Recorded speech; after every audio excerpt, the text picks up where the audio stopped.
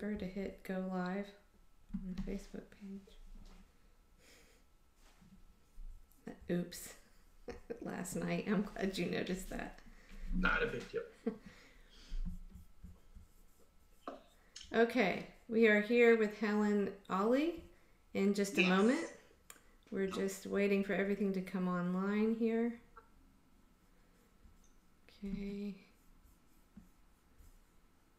And then we're sharing also to the CFAR 2018 Facebook page, right, Ryan? Yes. And I guess YouTube is okay now. It was down, what was that, yesterday, the day before? Right. Okay, so we're waiting just a second for Helen to share the live stream to her candidate page.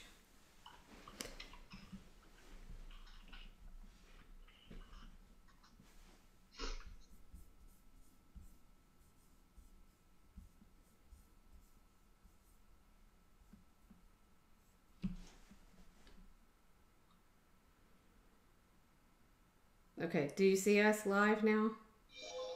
Oops. Okay.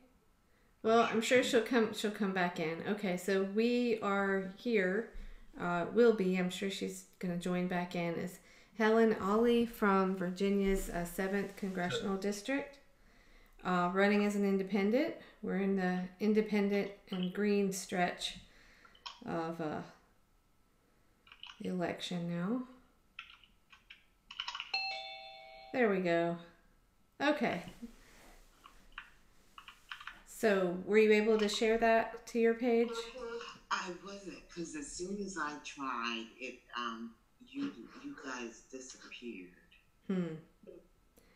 So okay. Let me try it one more time. Sure. Okay.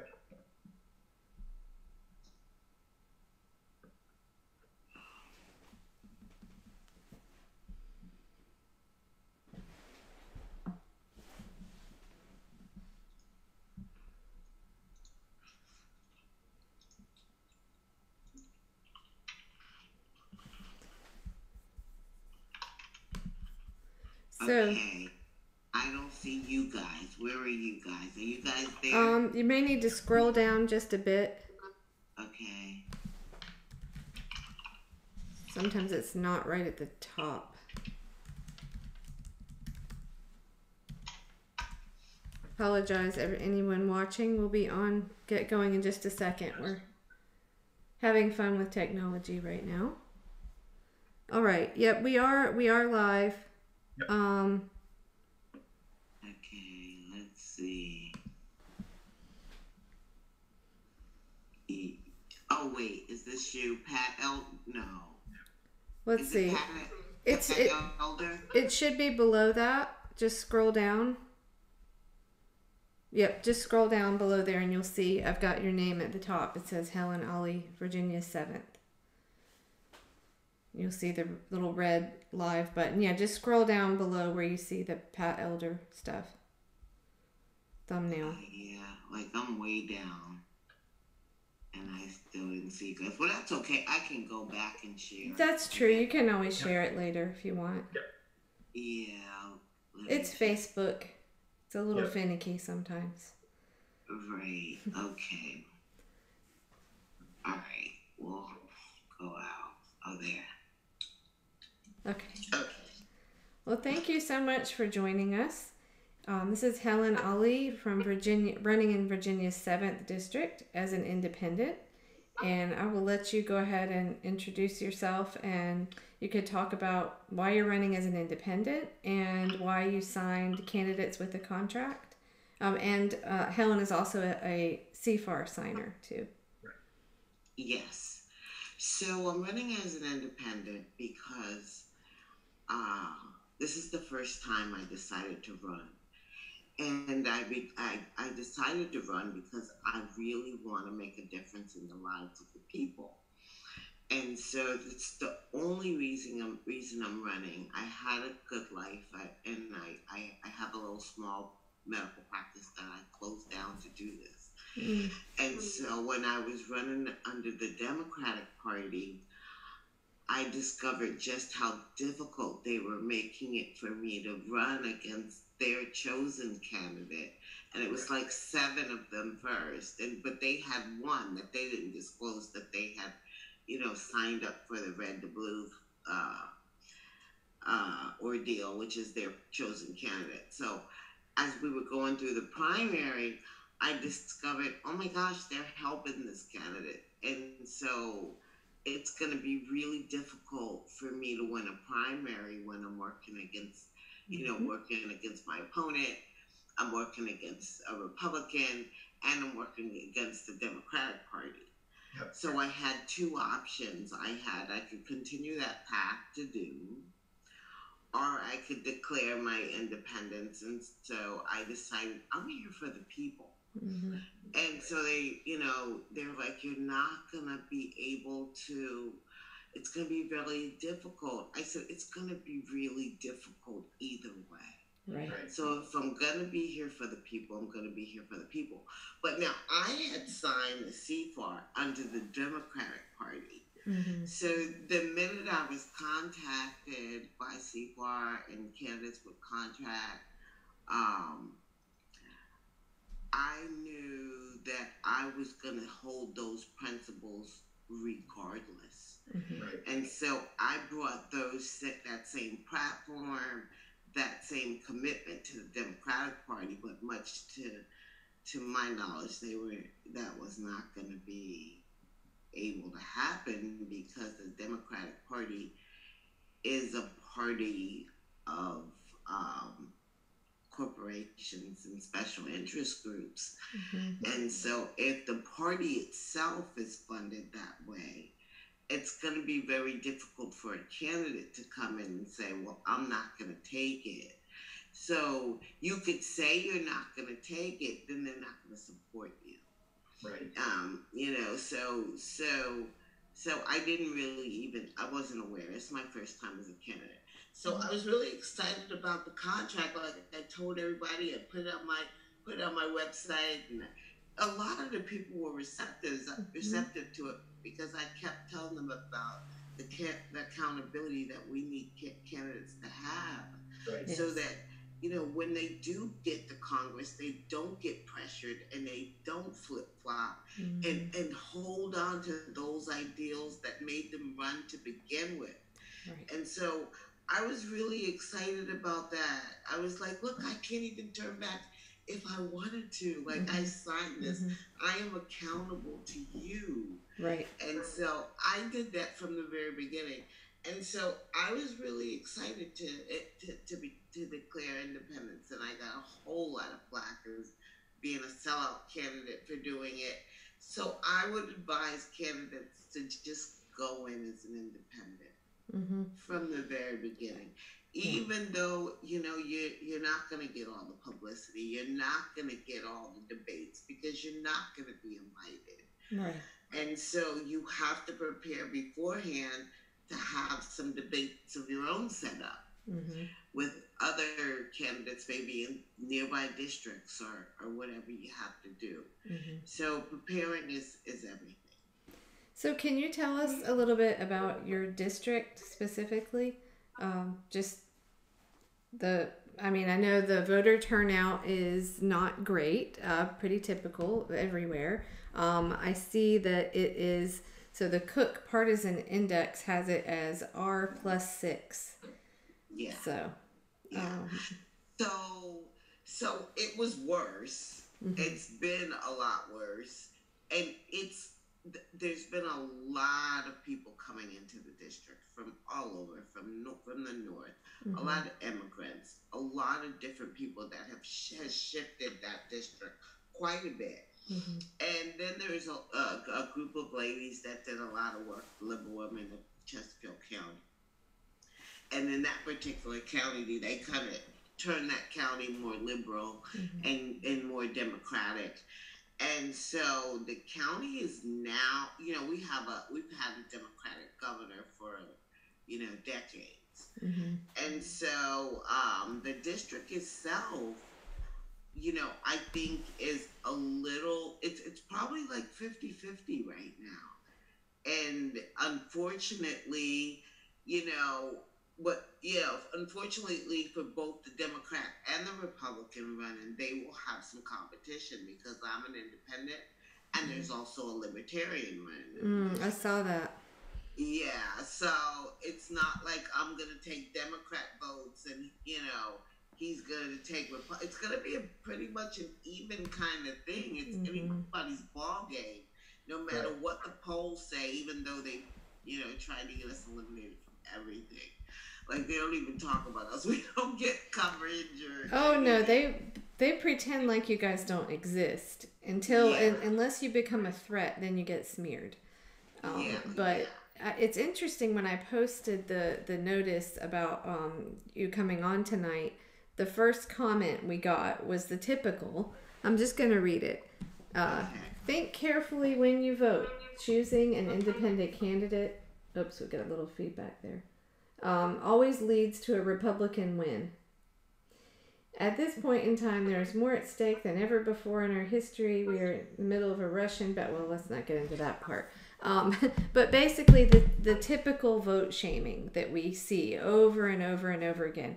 And the candidate we were speaking with last night made a great point, in that why do people not go after the largest group of people, which is the people that don't vote at all?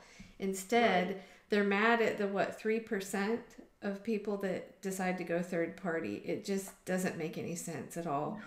And the whole idea of vote shaming anyway, I mean, you're supposed to vote for something. You're supposed to vote your conscience, right? And that's what I've always done. It's gotten me some hate too, but I just think it's unfortunate that so many people are still in that mindset. I think it's holding us back, and especially when you look at the numbers, like the Gallup poll from January has independents at 44% in this country, and I think it's Democrats are 32 and Republicans are 22, something like that. But independent, most people are breaking independent now because they're fed up with the two-party system. So is that what you hear when you're out campaigning, talking to people? Yeah, I hear that so much. Like, I literally was in papers all over Mm-hmm. the country, just being, you know, guilt shamed about, you're gonna put the Republicans back. Mm-hmm. No, you're gonna put the Republicans back in because you don't have an agenda. Mm-hmm. Right. And so, that's the biggest threat to the Democrats is because they really don't have an agenda. Mm-hmm. No, they don't. And I figured out why they don't have agenda.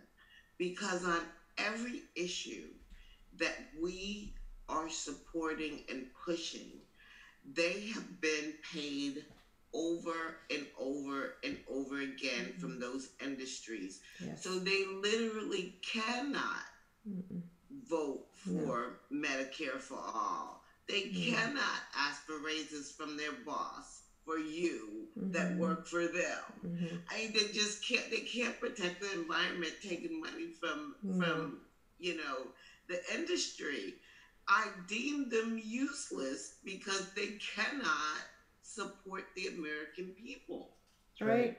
Well, I guess they do have an agenda, but that's to support the The corporations. t- But yes, so I have a good question for you then. I bet I know how you will respond. What is your take on this whole thing with Andrew Gillum? Have you how he kind of flopped? yeah. Like I watched Cory Booker go out there, and I watch it, and I just wanted to rip him off of that guy. I just wanted to say, don't take the money. Don't go near that guy. You will never be able to sit to do. I watched him change Mm-hmm. his Medicare for all, and I was tweeting him back and forth. Don't you dare! Don't you dare switch! Good for you. And I think he never actually went back to Medicare for all. He went back. He went to an Affordable Care Act kind of thing, backdoor. Then I watched Cory Booker go to Maryland, and try to butter up to Ben. What is it? Ben Gullop or Ben something? He's Oh, the young. Ben Jealous, right? Yeah, Yeah. Sorry. jealous. Yeah. Yes. And he did the same thing with him, but Yeah. I didn't see if he flip flopped or did anything. I watched another candidate in New York that I had my mom go after and go support and take pictures and photos, and he completely flip flopped. And so, there there's no if you don't support them and you're going under their banner, they won't help you. They'd rather lose the seat. Yeah. Right. Because Yeah. it makes you wonder if they must spend a ton of money on how. I just imagine people sitting around thinking, how can we craft this language so it will fool people into thinking we really are for this thing? How can we fool people? That's all they're trying to do. Is Well, sound like they're for these things, but really they're not. And when you really look at pick apart a sentence and how Andrew Gillum worded, his what he had to say about healthcare, it was obvious that he was no longer going to represent the people and be for Medicare for all. So I think we just have to say enough is enough with that and stop bending on that. And I just admire all of you candidates that decide to do what you did. And some started out as Democrats and left, and some, just started like immediately as an independent. And I think we might see more of that in 2020 after a lot of these candidates having these experiences where the DCCC comes in and they don't have a shot. They don't, like you said, they don't get in the debates. They're not, the media ignores them. But thankfully, I think a lot of people are turning off the television, especially younger people, and tuning in, hopefully, to things like this where they can hear a candidate like yourself speak directly to them. So, do you want to talk a little bit about some of obviously, Medicare for All sounds like one of your top issues. it's the top issues. It's the top issues in my district. It's the top issue in the country. Mm-hmm. They've demonized it. It is practical. It, you know, it's going to save the country $2 trillion over the next 10 years. They keep talking about the $32 trillion to start it. That money's going to come from what we're already doing. We don't have to go out and find any money. Right. So it's very practical. On average, people will save like 90% of what they're paying for their premiums now. No deductibles, no co-pays. That's going to help seniors. Nice. We can then negotiate health prescription drugs. It's going to include dentals, vision and mental health and rehabilitation. It's going to give the voter everything that they have not had and include pre-existing conditions. Right. And the Affordable Care Act simply cannot do that for the large number of people. People have the Affordable Care Act and can't use it because the deductible is so high. Yep. Mm-hmm. So they're being so fooled. And I want them to get what most civilized countries already have it. There's no reason why America can't have it. That's why I'm so passionate about it, because I really want a healthy America. Yes. Wasn't it an article, Brian, you told me about it initially, a study, sorry, the Koch brothers actually discovered. Can you talk about that a little bit more? I don't remember the details. The Koch brothers commissioned a study themselves and then tried to hide it when they realized it was going to save the country billions, if not trillions of dollars over the course of about 10 years. They were absolutely mortified by what they had. Oops. Wow. So what are some of your other top issues and of concern to people in your district? Maybe? So, a lot of the people in my district, even though my district seems to be, thriving and doing well, it's beautiful, it's lovely, there's lots of parts that are not as affluent. Mm-hmm. And, people aren't even making $15 an hour. They just aren't. Even in my lovely district, they are just not. And they don't have full-time jobs. So they're working 2 and 3 part-time jobs at like $9, $10, $11 an hour, which on that, the average person can't even get a 2-bedroom apartment in anywhere in America. Right. And so, you know, that's very important to me. But the thing about it is they absolutely know that with the debt we're carrying, with the amount of inflation, with the low wages, that we are headed to crash and burn because we can't pay off this kind of debt without the income being higher. And Right. so, the corporations are greedy. They're not giving in, and they won't let Congress do anything. And so they will not raise it up, and it's as if they're just saying crash and burn. I'm keeping all the money. I'm just Mm-hmm. not. I'm gonna hoard all the Yeah. wealth, Mm-hmm. and they won't do it voluntarily. So, you know, it's unfortunate. And I had a person say to me, well, they said that they're gonna start taking people's insurance away at work and start making them pay the whole thing or something like that. And I'm going, you know what? Let them take the insurance. Stop with the fear. Stop with the threats. Let's make Congress do their work. In America, this time, you've got to help. Mm-hmm. You've got to help. Either you're going to have to stop voting for them, or you're going to have to go and advocate in D.C. too. Mm-hmm. So have you been able to, when you talk to people one-on-one in your community, have you been able to sway people that maybe have been like, oh, I've got to stay voting for the Democrat, when they look and compare you with, wait, who's your opponent? There's Dave Bratt, the famous guy that says the women are all up in my grill. Oh. And there's I heard you saying on another interview, but no, the Democrat Abigail Spanberger. I mean, when you compare, that's the CIA agent. Yeah, one of those. Okay. Yeah, we have one of those. Ridiculous. I know. Like I can't say enough about how we can use them in different places in our society. Congress is not one of them. No, it certainly is not. It's funny. I read this article. It was on the World Socialist website. That's how I first heard about. It's probably how most people heard about the high number of ex-CIA people that are running in the Democratic Party. But there's this one guy that is an I think it's ex-CIA or NSA, and he said, "Well, what's wrong with that?" So I think there are people that maybe they got out and they're whistleblowers now, and so we can't demonize them all, but obviously that's a problem when you have that across the country. Certainly is. Yeah. Yep. So you were in the service, right? Was it? Yeah, I was a regular veteran.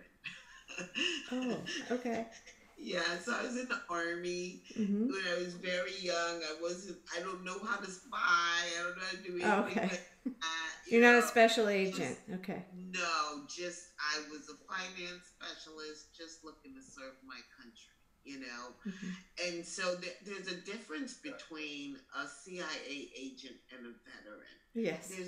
That's not the same thing, but people have been so fooled by that. Well, they think it's, oh, well, she served her country and you served yours. It's a big difference. Mm-hmm. It's a difference. So do you want to talk at all specifically about your opponents? Do I talk to them? No, about them. Like just a contrast at all. Like we usually look at Open Secrets. I'm sure that what is it, Spanberger? Is that her name? Yeah. Okay, so she's funded by big money, I take it. Let me tell you, during the primary, the story was, I'm only taking money from inside my district, and all of my small dollar donations come from in the district, and I'm not taking any corporate PAC money. So she said that throughout the primary to win, to knock off the other candidate. Mm-hmm. And, when we were competing, that's what she was saying. And here, miraculously, in the third quarter, she raised $3.6 million, 510 from Nancy Pelosi's PAC. Wow. And it's all corporate money. Like, what the heck? Mm-hmm. I'm sure she's at like $4 million or something dollars by now. Again, they're learning the language of like what to say to fool people. Right. But you Right. have to do your research and look and see what if they really mean, or they're just hiding it in some way. We've heard this quite a bit too. There are other ways they can funnel money in and somehow get around it and say, I don't take I don't take PAC money, but they are. So let's see, I'm going to look up her specific, right, Spanberger, right? Yeah, I love using open secrets because Yeah. I can tell you, yeah. So she said she didn't take Dominion PAC money, but she was like the third highest politician or candidate in the state of taking Dominion money. Mm-hmm. So I mean, if you're doing that already, yeah, I see this. Okay, so we have. Oh wow. Okay, so Dave Bratt, who I saw endorsed by Trump today, the Republican, yeah, 2 million raised, but Abigail Spanberger, the Democrat, almost 5 million, 4.9. Wow. Yep. So we can $5 million. Mm-hmm. And again, it's just when you hear these numbers and you think about what could be done with that money. I mean, imagine what you could do with $5 million. I saw also on your page that you are for. Is it something with school reform? I can't remember the exact. Do you want to talk about that? We did a referendum to get the school modernization on the ballot. Right. Okay. Yeah, and so it was like I forget how many millions of dollars to renovate all of Richmond public schools. Mm-hmm. And so, it was a big deal. And so it passed it with 90% of the vote from the people. And so they're still hemming and humming on where they're going to get the money, or if they're going to use the money to renovate the schools, or they're going to build a coliseum. But I did everything I can to get those schools renovated because they need to be modernized. They're really old. They're really shabby. So I've been working in my state, for like 20 years. And in my city, I really do care about it. And I know that if I take money from anybody, I'm even scared to take money from Planned Parenthood or anybody. Like, I know I would just lose the focus of the people. I want to be for the people. And that $5 million, the commercials are going nonstop. The radio ads are going nonstop. The literature is going nonstop. And so it's going to be very difficult, but, until America understands that every dollar that comes from those entities, every entity that she got a check from is an entity that we can advance forward. Until they get that, that dollar for dollar means no control for the average American. Right. I think they just have to spend so much on the advertising now because people are tuning out so much of it.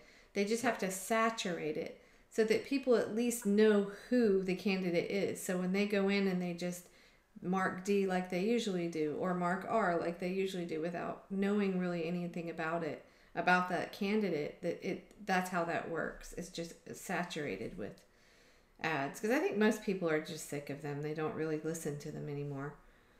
Right.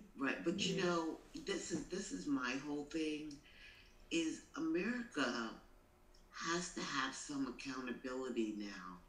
The reason we're in this mess, and it's our fault because we fell asleep at the wheel, because we should have been more focused. So Mm-hmm. now we have all these candidates in control. They Mm-hmm. have control. A Mm-hmm. new candidate comes in from the party, they squash him at the door. Yes. Or they start Yep. funneling money in like they did to Spamberger. So Yep. before she even gets to Congress, she's defeated. Mm-hmm. They flooded her, and now she owes and has to do everything that they say. Mm-hmm. Right. So until America understands that and they start taking responsibility and stop electing these candidates and shut down these two parties, Mm-hmm. because either we're going to shut them down or we're going to have some candidates with some balls that are going to go up there and say, I don't care, I'm not taking your money. But they, then they're going to fund their opponent and they're going to lose. So Well, it's almost a the no-win situation. I think the key is, and it's very simple, but I remember Marcia Squire, independent in Michigan, where I'm from, put it this way. She's like, well, if I just get all the people that don't usually vote to vote for me, I win, easy.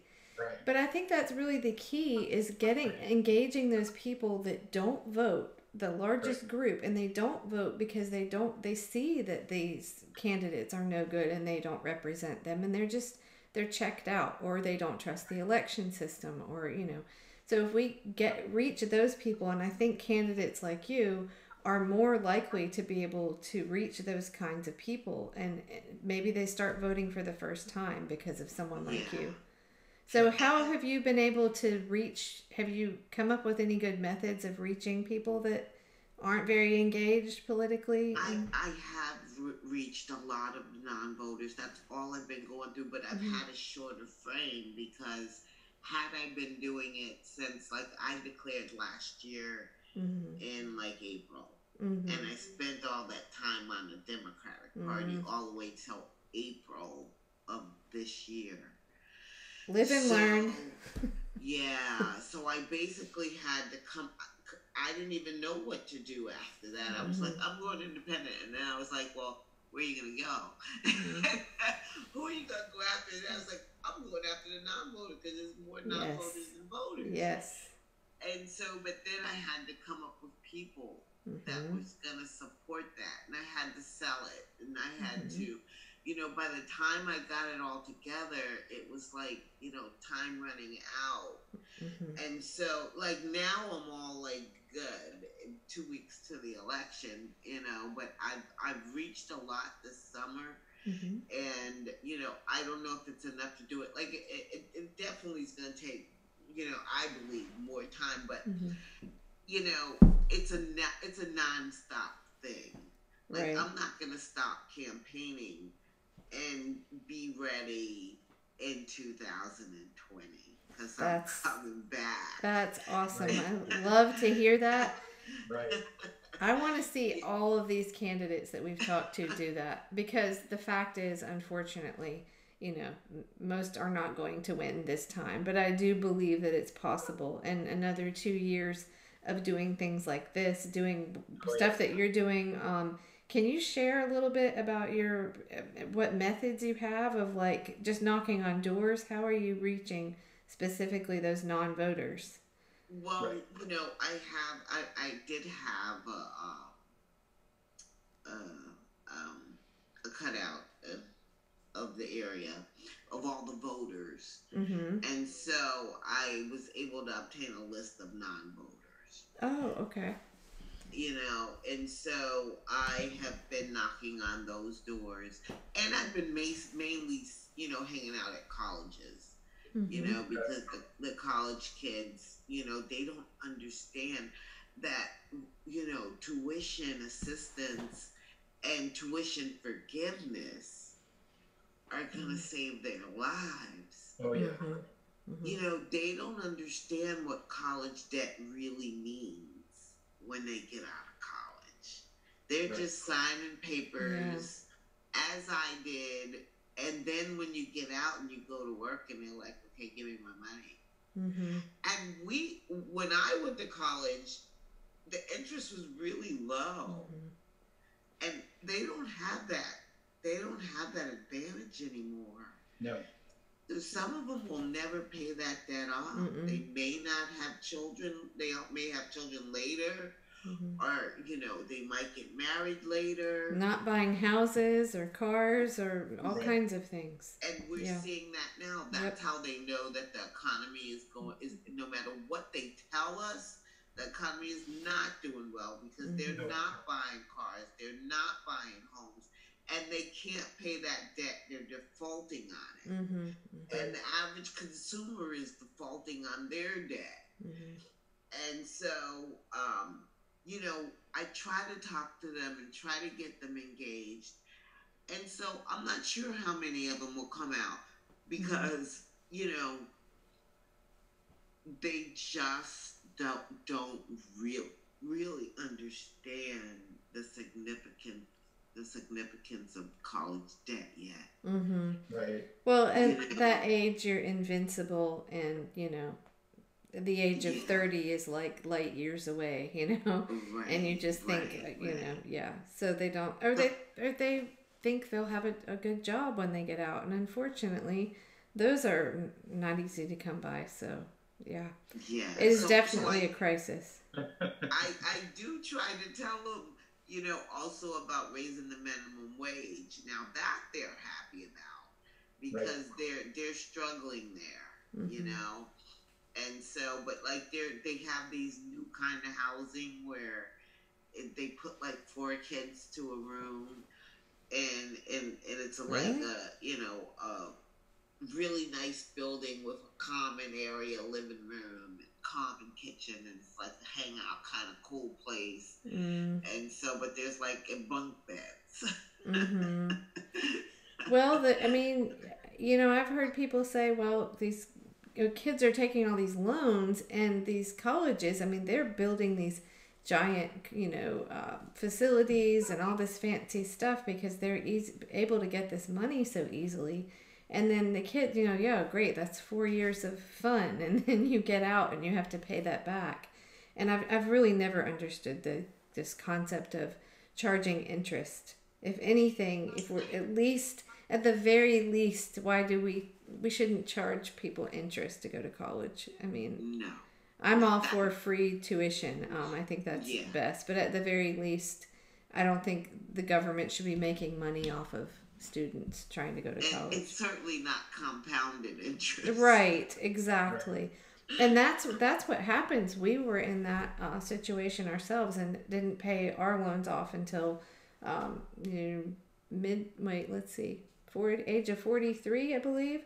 Because when the formulas that they use to come up with like how much you can pay per month, I think it's improved a little bit with the income contingent, some changes that happen.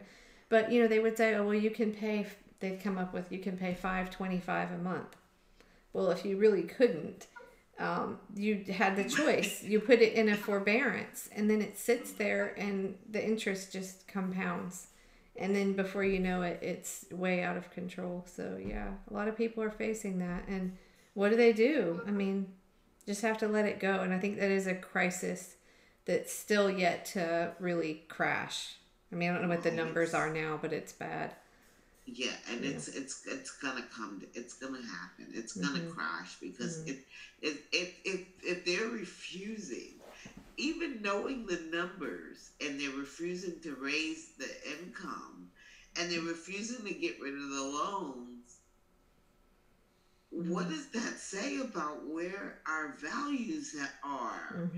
I'm not sure why or how or when we got so greedy that we're willing to sacrifice our youth, we're willing to sacrifice the livelihood of our elderly. I'm just so perplexed by what's happening in society. And it's all very simple stuff that we can fix. Right. With the stroke of a pen. Yeah. I think, in some cases it is people just being disconnected from, reality. When you hear some of the older generation say, well, I worked, I think Hillary said this in a debate, well, I worked something through college, I had a summer job. Well, good luck, that's going to pay for your toothpaste, but it's not, it's not much beyond that. And it just sounds so absurd and out of touch, Right. So, As a veteran, I wonder. We always have to ask. We always ask this question: how do you feel about military spending? It seems Right. to me, whenever we talk to anyone that is even slightly right leaning, it seems unless they're libertarian. It's Republicans cut everything except military. That's never on the table, and I just don't understand that. I mean, obviously we need a military, but we don't need this crazy bloated budget. So what would you do with that? I do not support never ending wars. We didn't, I'm not, well, I do know why that's going on. That's because of more greed. Mm-hmm. And it's not about an actual threat to America. It's about let's Right. keep feeding this and Right. keep making money off of these wars and killing innocent people. Mm-hmm. And this overinflated military budget that just got passed was passed by the Democrats. Mm-hmm. Yes, it was. Yes, Yeah. it was. The majority, I think all of them signed it. Every last Pretty one much. of them. So all those people, when they say you need to vote blue no matter what, do they not know this? I think they don't know. The people that do the vote shaming, like whoever it was posted that on candidates with the contract Facebook page, are they not aware that the Democrats, they're voting right in line with the Republicans on so many things like that? So Oh, yeah. That's because I believe it's just one party. It's mm-hmm. one party. Yes. And that's the money party. Yes. And they're all greedy, and that's all they care about. Mm-hmm. And they're there to make money and supply their donors with, mm-hmm. with whatever they need. Mm-hmm. So, Right. Wars bring in money, and they just don't mm-hmm. care that they don't care that they're killed. They don't care about the journalists. I know. I mean, who would be that cold and accept $100 billion contract today mm-hmm. for weapons from Saudi Arabia? Saudi Arabia delivered $100 billion contract today to the U.S. government. It's crazy. I just, can you imagine what we could be doing with this $600 billion military budget here in America? Yes, we Okay. could fix Flint. Interesting. We could fix Flint, rebuild schools, rebuild the roads, Oh, yeah. pay for college. I mean, yeah, all of it. But I think, And what's really interesting about that is all the other major countries that have universal health care, they spend so far less on military. They're Yeah. still good. They still can protect their country, but they're so much more advanced in technology, and they have better health care, and they don't have so many people in prison. And I mean, we're spending like $82 billion a year to lock up people, and 70% of them don't even belong there. right. That money adds up, but again, it all comes up to greed. But Yes. I really want to get rid of these wars. And again, under any of the parties, we won't be able to stop it. No, Right. no. So I think this is definitely a longer battle, and I'm just so happy to hear you say you're going to keep going and run in 2020.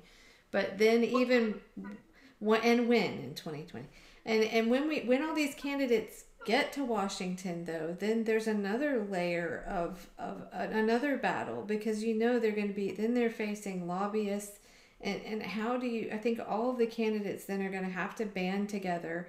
And I really don't like to use this example because the segment of the left gets accused of being Tea Party like.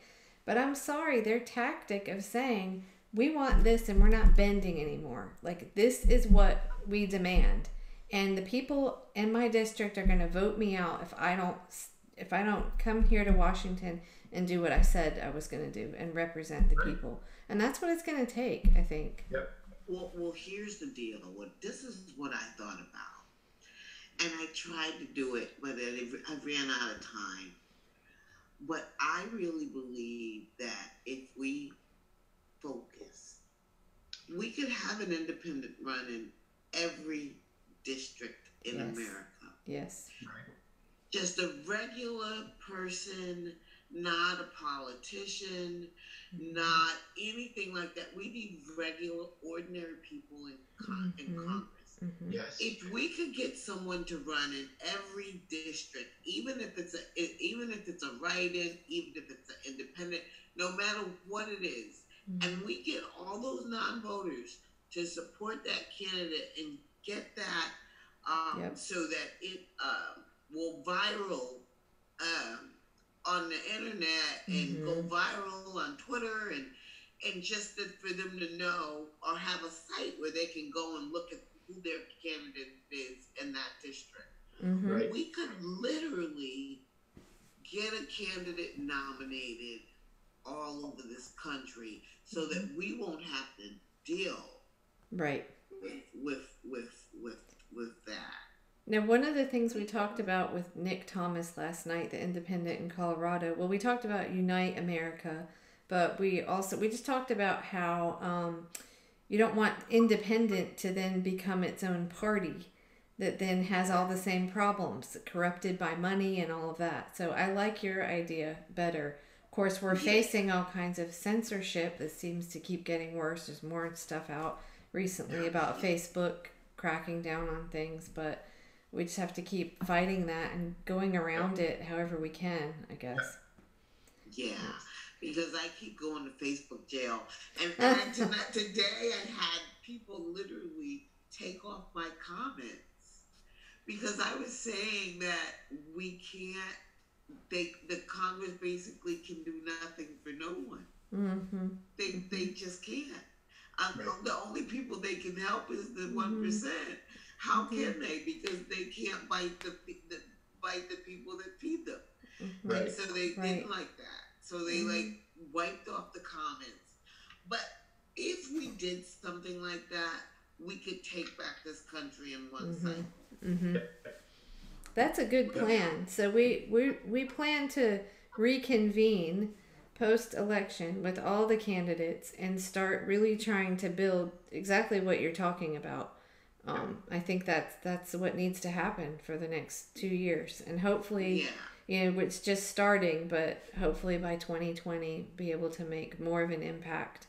Hopefully, we'll have a couple wins from some independents. Right. All we need is 2 terms because we don't want to stay there forever anyway. We just want to put in term limits. Right. Like once you're elected, you can only be elected and serve twice. Mm-hmm. And you can't just go out and be a lobbyist. No. Like the CWAC says. Yeah. No. Right. We'll get rid of Citizens United. Mm-hmm. We'll put in the health care. We'll get rid of the lobbyists altogether anyways. And we'll increase minimum wage. And, do the things that save the environment, do the things that we want to do. Mm-hmm. And then we'll go home and hopefully America will have learned a valuable lesson. Mm-hmm. Right. And we'll repeal that awful tax cut for the rich. Right. And try and implement a middle class, working class tax reform, which is what we really need. Mm-hmm. Because we're just bent over backwards paying taxes. Mm-hmm. We really do need reform in that area. Absolutely. I'm not sure why is America so quiet. Are they? I think they're just numb. I think it's a mixture of apathy and, well, I guess it's mainly apathy. People are just, I think there was so much movement in 2016. And then when that didn't happen, I think some people got more motivated, ran for office, but I think kind of the masses of people it was too much, just tuned it out. Because, we had 2 of the worst candidates in history, so everybody's just tired of it. But hopefully, candidates like you can inspire people, and when they hear your message and hear that you're really for them and you can't be corrupted, that's what we need, and that's, I think, what these contracts are really good for is, showing the voters that, Yeah, whoever came up with the contract idea, it would be really good to, actually make that law. A part of you coming to Congress is that you have to sign a contract that you won't accept lobbyist money. Right, because let's face it, how many people can really turn it down? Especially when, as you say, the system is set up. I mean, I remember a clip quite a while ago where Barney Frank says, "Oh, well, of course we had to start taking the money. The other side does, so we're going to lose if we don't. So it has to be changed across the board." I agree. Yeah. And they spend all their time once they get to Washington just fundraising, right? Oh yeah. So. Oh my God! Like I didn't sign up to go to Congress to be a telemarketer. Right. Are you freaking kidding me? I'm not doing any of that.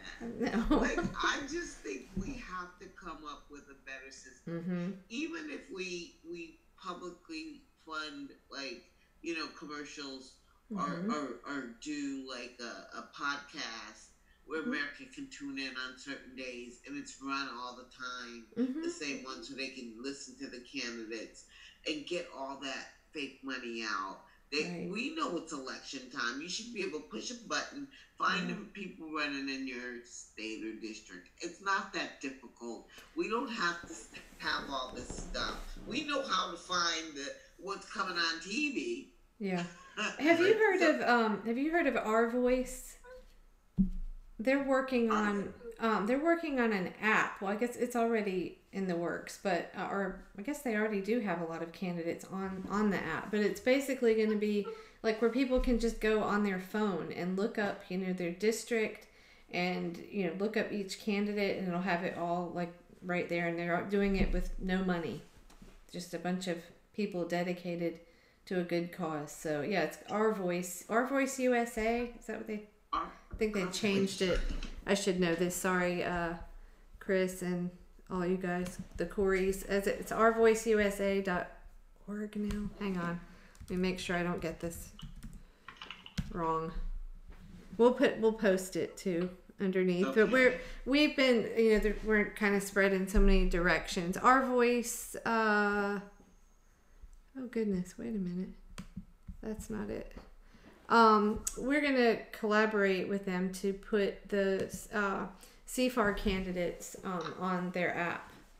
So that'll make it easier for people. But, I think the general public just, why do they just watch the game or silly sitcoms or whatever? Because it's really just, life is difficult and they want to check out, I think. And it becomes really hard to stay on top of all of this. And plus the media, it's a circus. You can't get real news out of any of it. So, things like this, hopefully more people will tune in.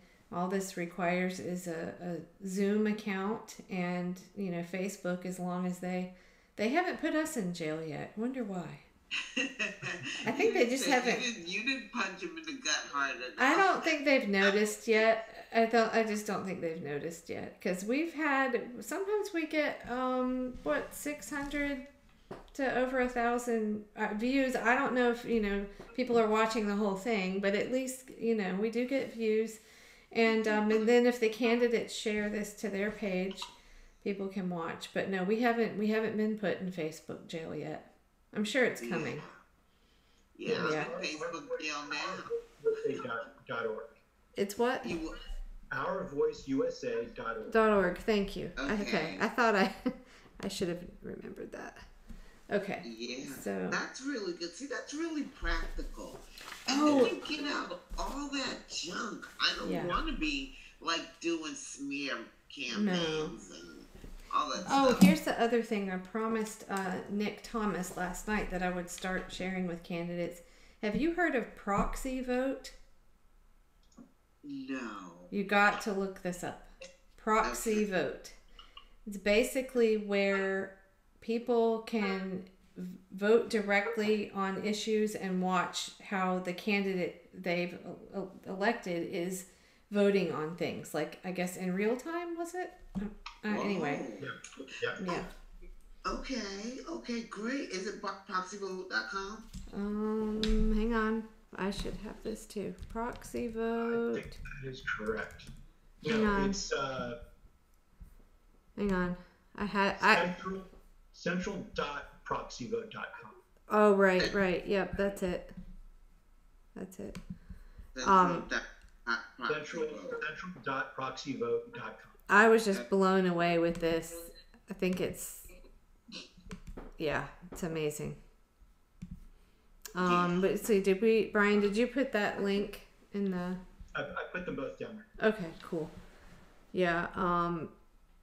Vote on any issue, measure your representation, proxy vote. So, let's see, proxy vote is a new, more democratic way to express the will of the people, powered by social and legislative technology that enables voters to organize and tell their elected representatives how to vote in real time. Yep. So, it's really amazing. I'm sure that should scare the out of the establishment, I would say. Yeah. Well, I'm really happy that there's other people out here that's like trying to change America too. Yep. And that care enough about our futures and the future generations to volunteer. That's been the best part of doing this, and I can't say it enough times. When we talk to candidates like you, we hear the same. You guys all want the same things. It's really over and over and over again, and great people that don't want to, answer to big money and see that how it could be. Inspiring. It really is, and you've got a very uphill battle. But I just admire all of you for doing what you're doing. It takes a lot, like you said. You closed your business to do this. I did. Wow. I did. Like I'm eating noodles. Well, I find that admirable. So. I was like, are you kidding me with this? My family's like, are you kidding? At first they were like, I don't think she's going to last a week. I mean, not just like, And then and then they didn't actually give me money for a long time. And then they were like, oh God, send her money. So if someone comes along and offers you caviar, what is it that makes you not? We should start asking this of all the candidates. What is it that makes you unwilling to do that? We'll just say sell out. What is it in your? I don't know. I'm never gonna sell out, but I'm gonna take a meal from anyone who offers it. Well, the thing is, it's like if you could take the money and not change your position, then there's nothing wrong with it. Take it. Right. But it doesn't work that way. It doesn't work that way. Mm-mm. Like if you take money from Wells Fargo, Brian's favorite. He used to work there. Yeah, I used to work. They're coming for you. Mm-hmm. Yep. They're coming for you. And you almost got to sign. You have to sign, like, when you do those things, they make those applications, they make you say where you stand just to get the money. Oh, yeah. So, you're going to do what they tell you. Right. I like to think that integrity means something and that people are noticing, the candidates that really will represent them. So they don't understand that. They will. Hopefully they will. Get it? It's like there's no one out there educating anyone about anything. Mm-hmm. So they don't understand. They think that this is what they've done. They brainwashed them into thinking the candidate with the most money is the best candidate. Got to really figure out ways. That's the other thing I'm going to start asking every candidate is how you're reaching the non-voters. What are your methods in your community other than, just door to door? But you said you got a list. You were able to sort of pinpoint. But still, how would you reach them other than going door to door? Yeah. I mean, you basically, you eliminate the ones that are on the voter list. Right. And so, it's a difficult thing. Mm-hmm. But going to the colleges is the way. Going to the colleges, but you have to figure only 28% of the people vote. Yeah. Right. So no matter who you talk to is likely going to be a non-voter. Mm-hmm. Right. Mm-hmm. Yeah, that's true too. Yeah. Yeah, right. 'Cause See, we don't vote. Right. we had this idea starting this, and we did a couple of them, but it just didn't. It didn't take off like I'd hoped it would. We did some online town halls, and where a candidate can share out the Zoom link to people if they wanted to come on and ask them questions. But usually we just ended up with other activists on, which was a great conversation. But I kind of thought, my thinking was sort of like those CNN focus groups where you would just have, a crowd of the public. And a lot of times they had better stuff to say than the pundits on the panel. And so Right. that was my thinking. Oh, a bunch of people will want to jump on, and people like to talk, but you can't reach them if they're not paying attention. So And you have to understand why that is. It's been 20 years and nothing in our yeah, country has changed. right. And wages have been stagnant, Mm-hmm. and all this noise. Yes. And who would sign up for that? Yeah. No matter if you vote for red or blue, your life is still miserable. Mm-hmm. Mm-hmm. Now it's even more miserable because we got a big mouth. But the same thing's been happening in the 20 years. It's Yeah. just been quieter, which has been more damaging because Mm-hmm. Yes. we think they're our Yeah. friends, and so they got the best candidates like the Barack Obama and Bill Clinton, who's smiling and charming and got charisma. Can't be possibly doing anything Oh, bad. right. Oh, yeah. Yeah. Don't get me started on that, because I'll have to go off on Beto O'Rourke.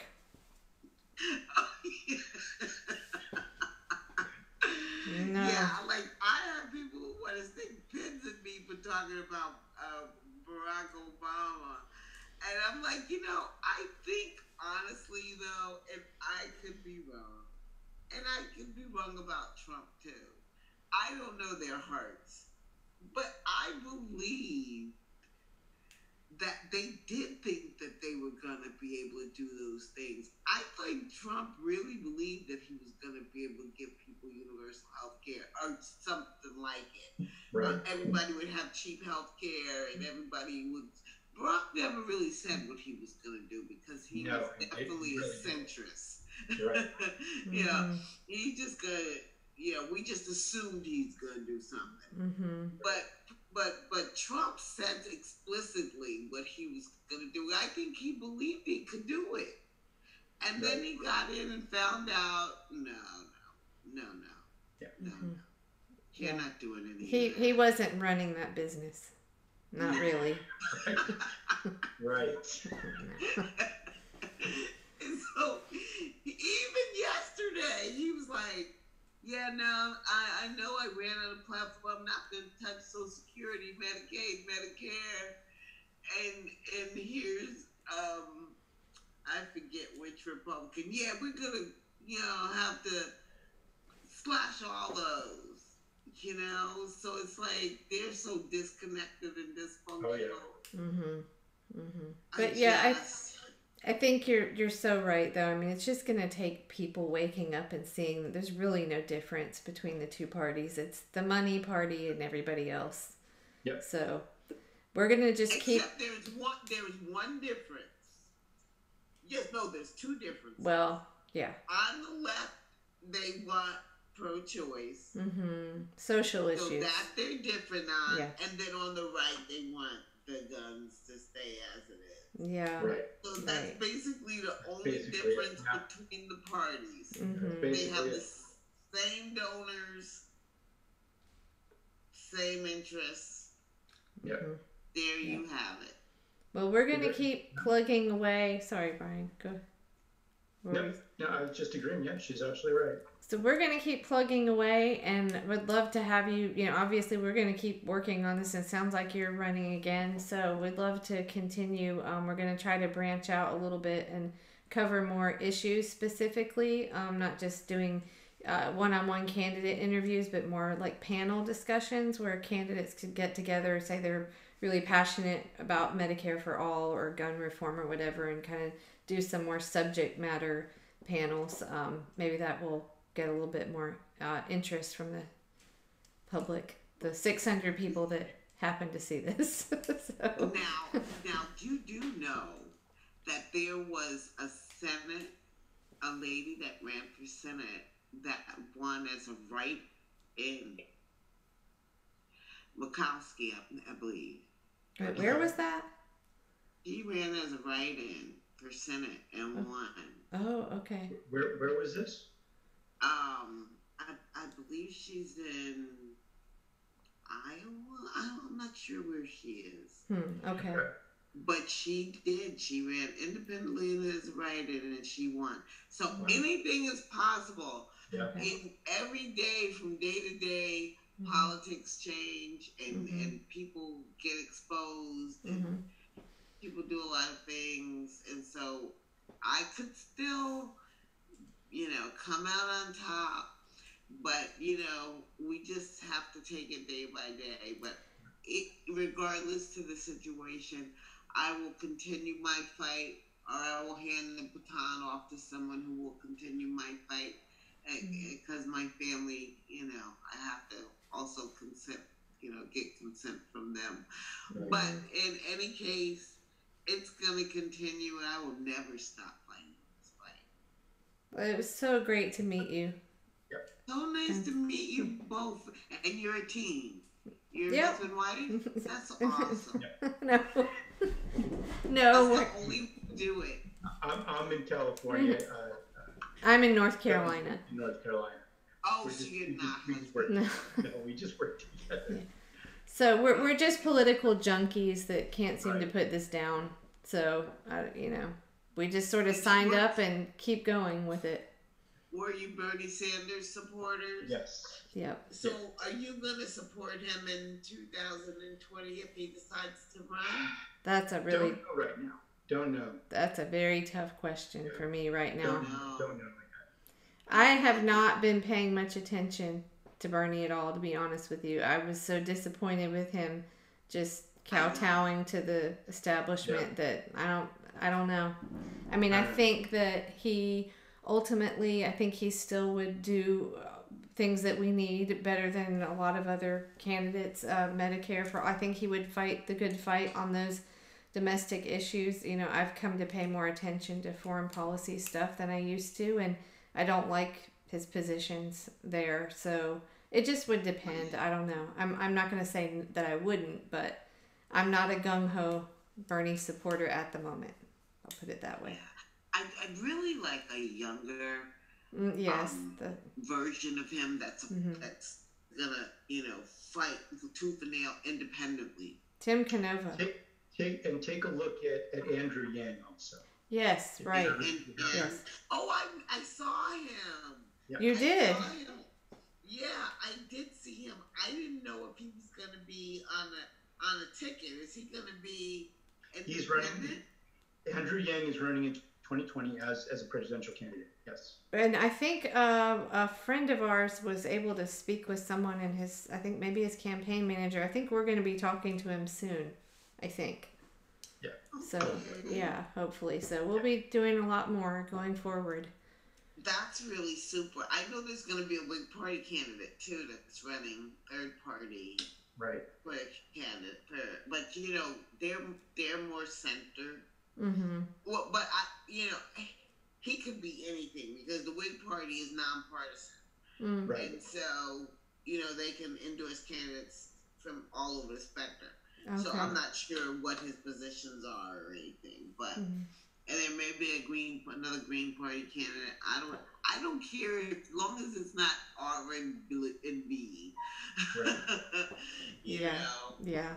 And the Democrats are kicking around Biden like he's like the perfect candidate. I'm like, I'm not voting for him. No. Mm-mm. Same old. They're just hoping people fall for it. Yep. So we're here to hopefully put a stop to that. Show people the better options. So right. Okay, well, thank you so much, Helen, for coming on, and we'll definitely be in touch, and we'll be doing more Keep on going. Keep fighting. Thank you. Okay. This was so much fun. Thank you guys for all you do. Thank you. Thank you. All right. Good night. Good night. Good night. Bye.